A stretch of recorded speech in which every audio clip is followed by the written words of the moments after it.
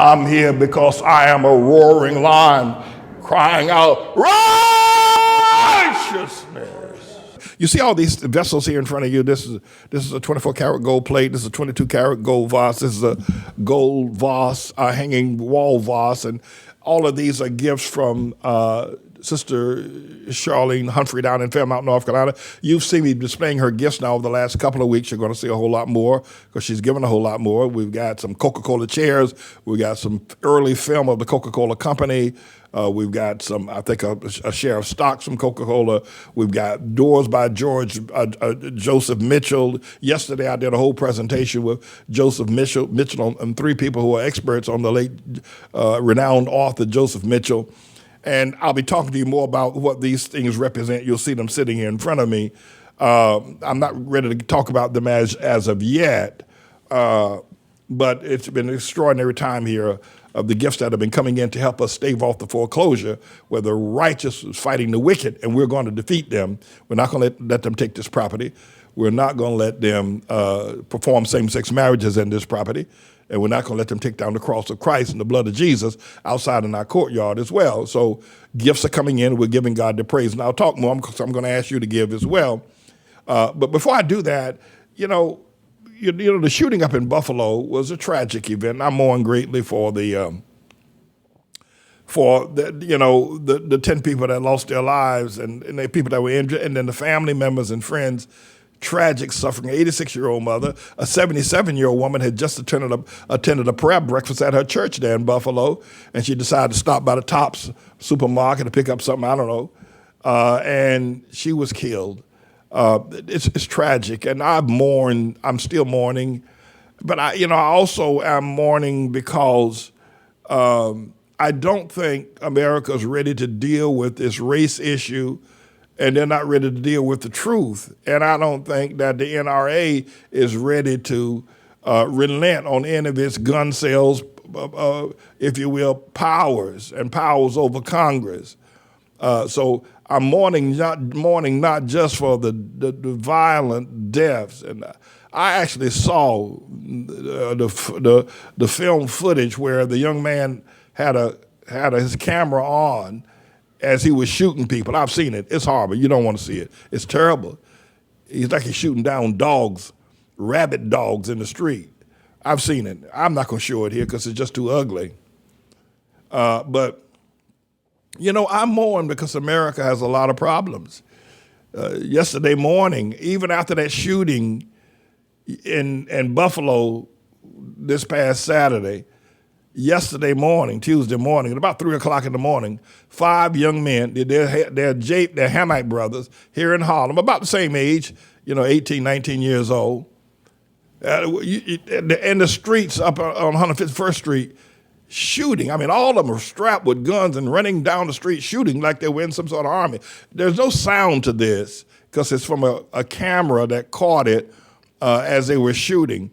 But I'm going to show you this, talking about young boys shooting. Every young boy is strapped, got a gun. Some got AR-15, some got AK-47, some got Glock 9s. America is not ready to acknowledge a lot of problems. I'm going to talk about that, but I want you to see that there's no sound, so don't expect to see any sound. But watch these young boys just shooting in the middle of the night. Watch this.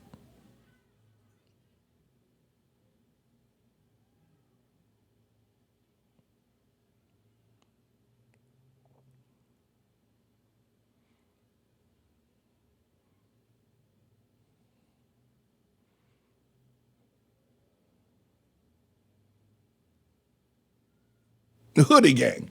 Now, it's tragic what happened up in Buffalo. There's no doubt about it. Now, prayerfully and thankfully, as far as we know, the reports are that nobody got hurt. It was 3 o'clock in the morning.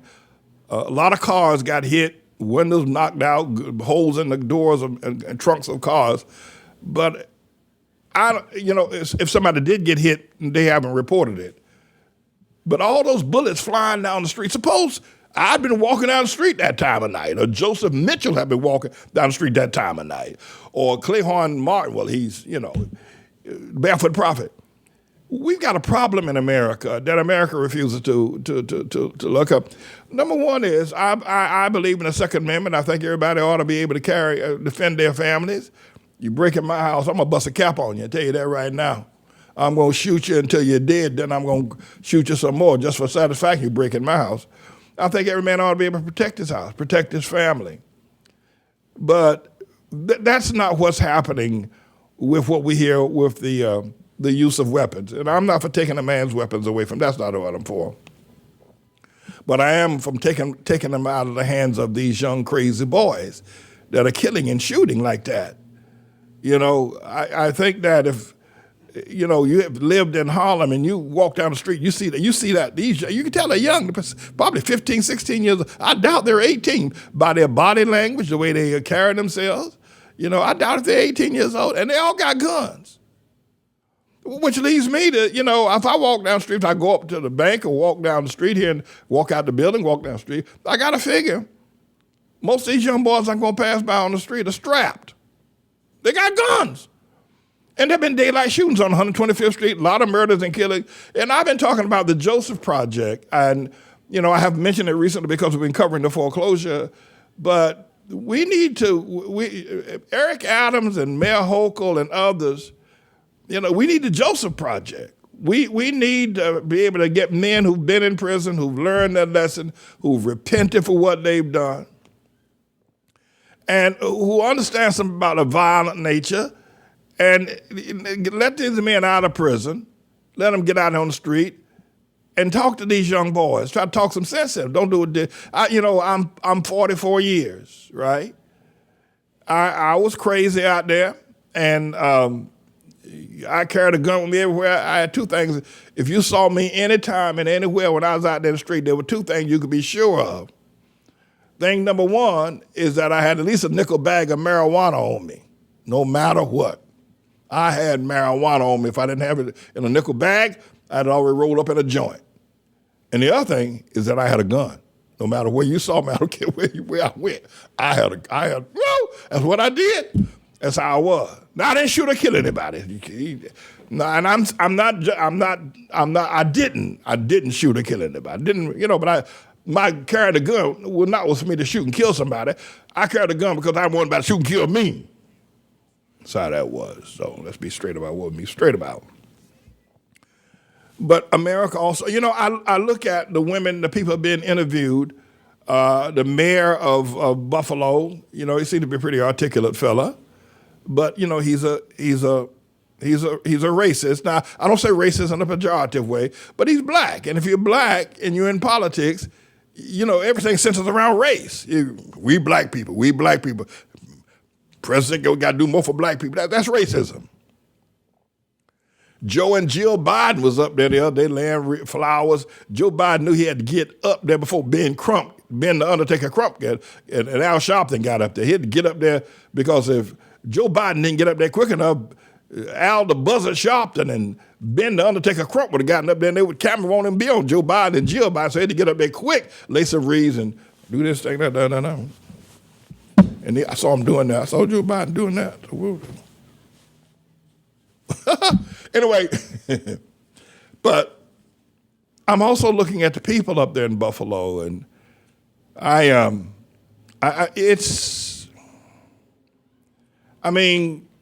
look very poor, unless they're just calling people to come and interview who I don't know. So I'm mourning for America to learn the truth, but I think it's too late. I think the tribulation is set in, and we're just going to see more people killing and shooting and killing. You might get shot. I'm talking to you. You might, listen, this 86-year-old grandmother and this 77-year-old grandmother were going to get some ice cream. You might get shot because they're out there. They're out there, and in any city, whether it's in Cincinnati or Cleveland or Houston or Dallas or Jacksonville, you can just be going to Walmart, or you can be stopping at Taco Bell, and these young boys will shoot you, and old men too. We're living in a dangerous state, And it isn't going to get better. I've promoted the Joseph Project. I'm sure it would stop a lot of crime. I'm sure it would. But even beyond the Joseph Project, here I am, 40 years, a pastor, founder of 3 schools, educating children, sending them off to Ivy League schools, sending my daughter to Rome to study at the Leonardo da Vinci School, and raising up righteous men, and teaching, feeding people, breakfast program, preaching the gospel, preaching the truth. And you won't even help me do that. Some of y'all, a lot of you do now, a lot of you do. But you're talking about the Joseph. Here's a man, I got 40 years of having been out of prison on the street and have done something with my life. And many of you won't even help me reach these young men, get them into school. You won't even help me do that. So it isn't just that Mayor Eric Adams won't do it. Many times, and I've been clean 40 years and doing a spectacular global, worldwide ministry, and you know it. And you want to help me. And I can stop these young boys. I've taken a whole lot of young men off the street. I have. And I can take more, but I'm saying that there need to be other men just like me in prison probably can do a whole lot more by keeping these young men off the street. So the Joseph Project is very important, extraordinarily important. I shall not be moved. I shall not be moved, just like a tree that's planted by the waters. I shall not be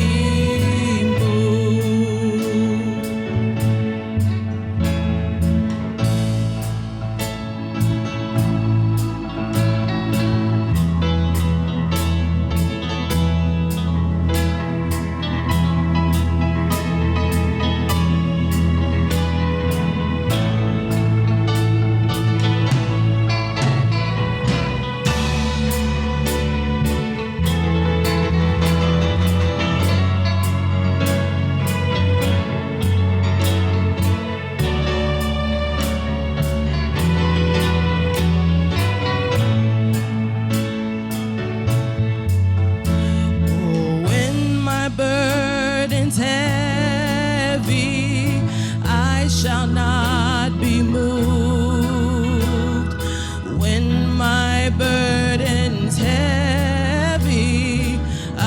Shall not be moved, just like a tree that's planted by the waters. I shall not be moved. When I need your guidance,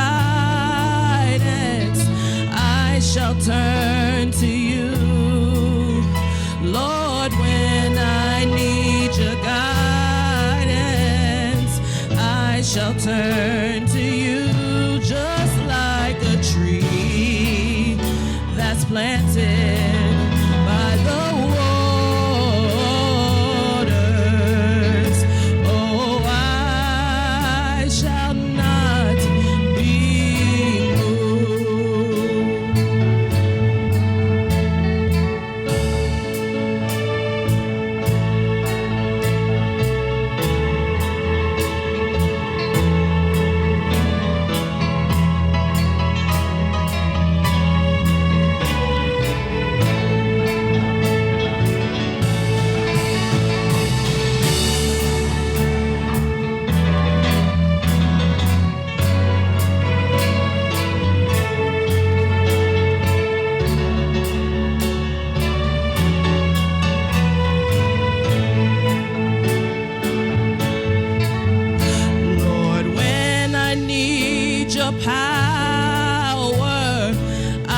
shall turn to you.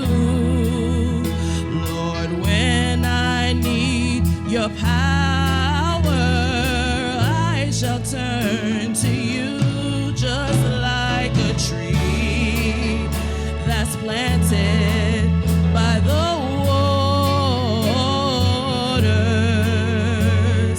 I shall not be moved.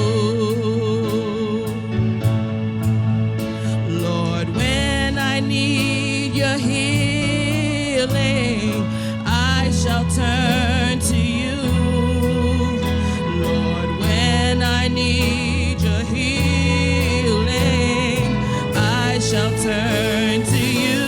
Just like a tree that's planted by the waters,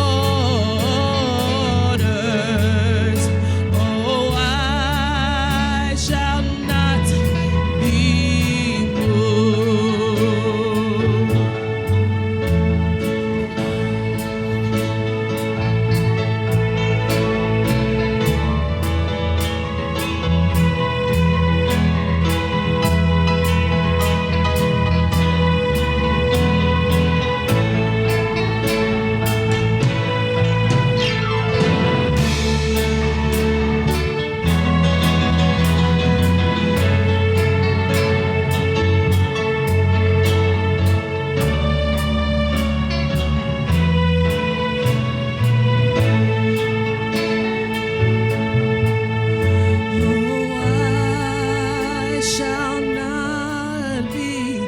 I shall not be moved.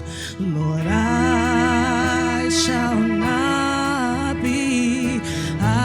not be moved. Just like a tree that's planted by the waters,